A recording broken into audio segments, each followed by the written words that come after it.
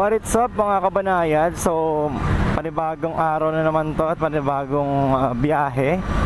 At panibagong araw para makatipid dahil gumagamit tayo ng electric bikes. And konting kwentuhan lang, kamusta ba kayo? Comment down below naman. Kamusta yung mga WSP natin?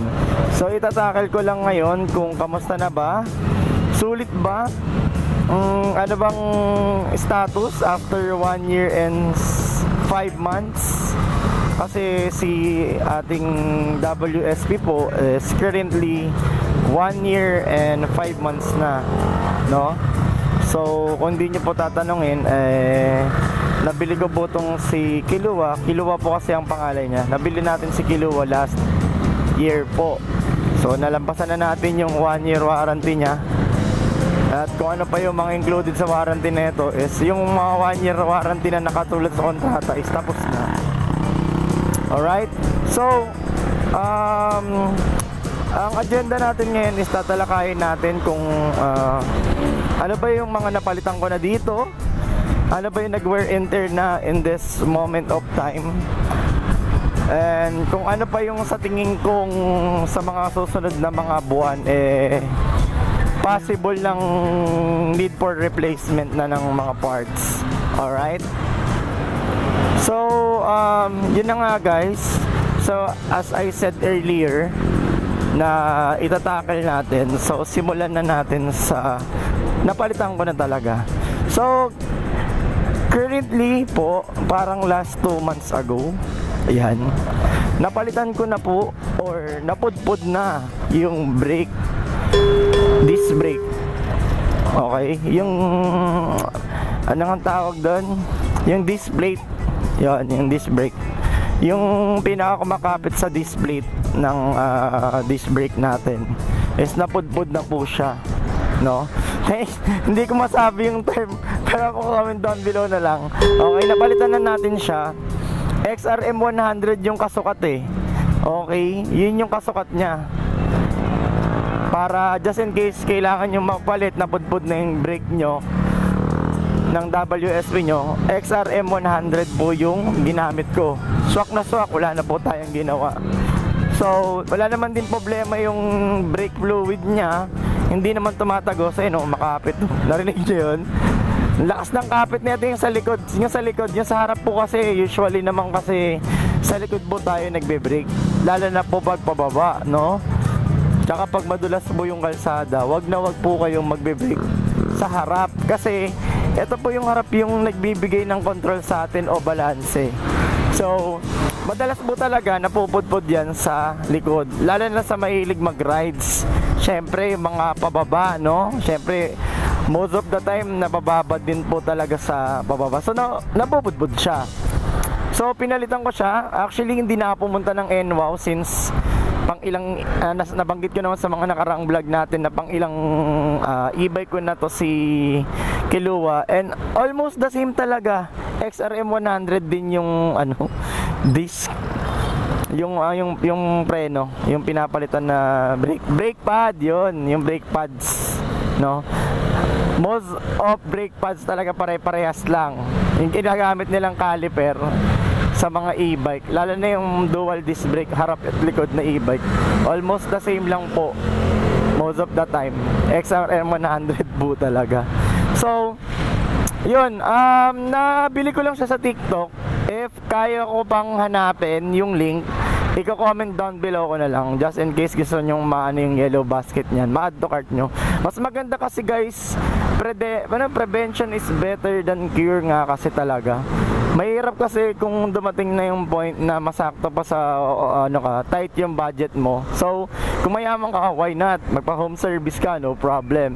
Masakit dyan, abutan ka sa kalsada or what, diba? Tapos minsan walang, although yung XRM 100 na brake pads talaga sobrang daling mahanap niyan, ano.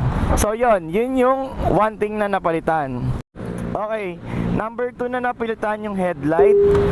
Actually, yung headlight ko, hindi ko alam, hindi ko siya na-check if about dito sa ano na to, tawag dito, sa switch. Pero kasi hindi na gumagana yung low niya. trinay ko ng hanginan ng yung Marsh contact cleaner, hindi pa rin talaga eh. So di ko na rin check kung sa contact lang, pero that's hassle, no?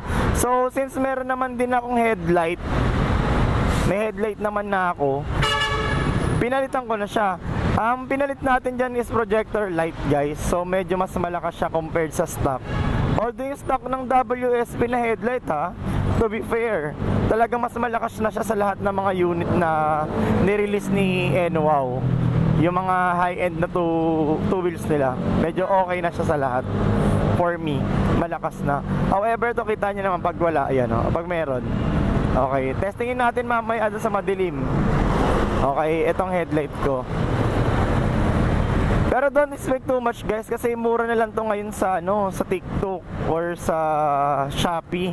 Shopee ko pa to nabili noon, parang 3 years ago. Eh nung time na to parang nasa 500 siya. Naalala niyo ba yun, guys? Yung mga projector light dati na nauso, yung may bilog pa. Bilog na blue. Yun siya. So ayun, no, visible naman. Although, guys, si WSP na-adjust yung yuko ng niya, headlight niya. Nag-DIY na lang ako, may mga adjustment pa akong ginawa, may tabas-tabas pa akong ginawa sa pinaka-cowling ng niya, pinaglalagyan ng headlight. Tapos, yung dati niyang socket, putol yun, no? Ang kinuha ko na lang yung wiring niya para makonect ko, kasi wire lang talaga yung para ma-connect siya dito sa nilagay ko eh. Alright, ito naman ay upgrade na. So, since alam niya naman na importante yung maps, Google Maps, or ano pang app na ginagamit nyo, kung Apple man kayo or iOS, importante na sa panahon natin yung phone holder. Kasi, that's the way we can only be able na makapaglagay ng cellphone na nakikita niya yung maps, no? So, ito yung Motovolt version 3 ata to, which is yung may parang octopus na hawak na siya dito, no? Hindi yung dati dito lang sa gilid eh, no? Ngayon, yan, 1, 2, 3, 4, 5, 6, 7, 8 na yung nagpo-protect sa cellphone mo para di siya mananakaw. So ano yan eh, parang 360 yan yun, guys. So bahala ka kung ano yung position na gusto mo. Adjustable naman siya dito. Okay, so yung preferred height mo at angle, may ilalagay mo siya. Then seamless yung kung saan mo siya gusto ilagay. Okay, pwede dito. Yung iba dito ko nakita nilang nilagay eh, dyan. Pero ako dito ko siya nilagay. So kung gusto nyo gayahin yung diskarte, angat natin ng onte para makita nyo. Ayan, Nikpitan ko lang yan dito. Then boom, okay na, kumagat naman na siya. Once na nakita nyo nang humigpit tong side mirror nyo at saka to, okay na yun, goods na yun. Then make sure nyo lang nga pala, guys, yung tornilyo nito para maigpit siya is sobrang higpit nyo na, kasi para di siya bumababa, lalo na kung mabigat yung cellphone nyo. Alright, I think dito na tayo mag-testing ng ilaw sa may Caltex. Kasi para saglitan na lang natin to, tutuloy na ako sa aking biyahe. Dito tayo dumaan, yan. Alright, so hanap lang tayo dito ng pwesto. Shit, wala tayo makitang, ayun, dito tayo pa pwesto, yan. Dito tayo, yan. Yan. So yan, guys, ito nga pala yung headlight ko. Yan, yan ewan kung kita nyo or against the light. Yan yung underglow ko, guys. So pwede mo siyang i-connect dito. Pasensya nyo na yung phone ko, naka RGB rin yan eh. So pwede mo siyang i-connect. Allow mo lang yung Bluetooth mo, okay. Allow. Okay na yan. Permission. Ito, Lotus. Okay na yan. Tapos dito ka na, turn off mo lang to. Ayan tapos turn on mo yan. Okay na, basta na-allow mo na. So pwede mong palit-palitan yan Ayan green, blue, red. Ayan pwede mo siyang palitan ng RGB. Tapos ito yung may mga preset ka na. Yan, kung ano yung mga nagagawa mo ng preset mo. Tapos pwede mo rin hinaan yan. Ayan pwede mo rin lakasan. Okay, tapos ito yung mga style niya. Ayun, oh, pwede kang pumili ng style. Static yan. Kunyari, yung 3-color jumping. Parang kabaret Ayun, ayun yung fade. 7-color cross fade. Ayun, oh. Diba, ang ganda. Tapos yung bilis din yan, pwede mong ibahin Pwede mong, ano yun natin do. Pwede mong babaan, malakas ata masyado. Ayun, oh. Ayan. Yung speed niyan, pwede mong bilisan, bagalan. And pwede rin music. Kung may music ka, susunod sa kanta. Pero kasi ito lang pinipili ko dyan, yung cyan blue yan. Meron din yung sumusunod sa hello, hello, hello. Sumusunod siya sa sa song or sa sounds na nakikita niya. Okay, balik natin sa dati. Yan.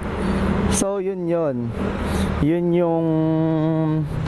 na upgrade natin. Okay. Guys, don't forget to like, share, subscribe. Guys, as much as I can, ilalagay ko yung link ng bawat product na in-upgrade ko just in case gusto nyo. So, I hope you like this video. Nakakatulong ako sa mga gusto mag-upgrade dyan. Sobrang ganda Bigyan natin ng konting montage sa dulo. Then, okay. Please like, share, subscribe on my YouTube channel and comment down below kung may mga suggested kayong content regarding dito sa ating electric bike. And after netong vlog natin na to, ang release ko na po yung part 2 ng ating Pirillo rides. Okay. Then I hope na magustuhan niyo yung part 2. Okay, sa mga nanood ng part 1, guys, sobrang dami nag-comment at saka sa mga previous vlog natin.